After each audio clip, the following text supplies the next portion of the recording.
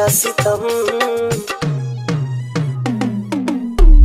जिए मरे के संगे खैले कसम, संग ही सहे के रहे सारा सितम। उहे जान भैली अनजान, काहे पूछ के बतावा नानी जान। हे जान दूर काहे भैली हमर जान।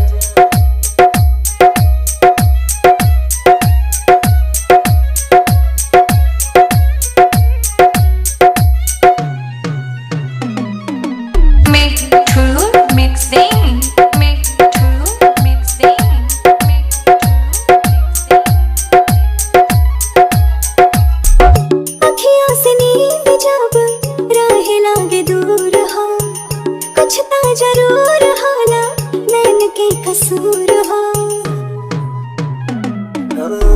काहे के प्रीतिया बनौले भगवान हो। प्रेमी सतावल जाला बाट पर मान हो। ना जाने कैसन बा दिल की जरूरत हो। हर पल निहारेला उनके ही सूरत हो।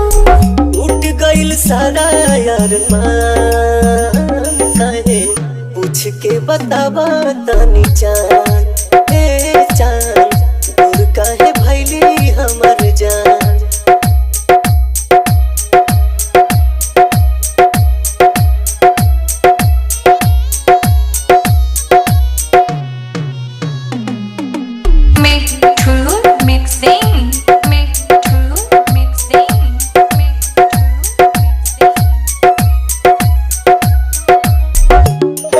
जरूरत होला सच्चा दिलदार के।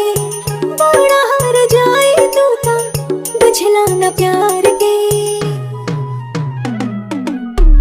फिर ना दोबारा कबो हो पाई प्यार हो। बसल बसावल दुनिया भइल उजाड़ हो।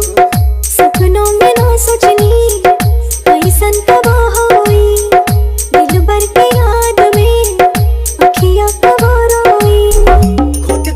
निकाले परान, काहे पूछ के बतावा नानी जान।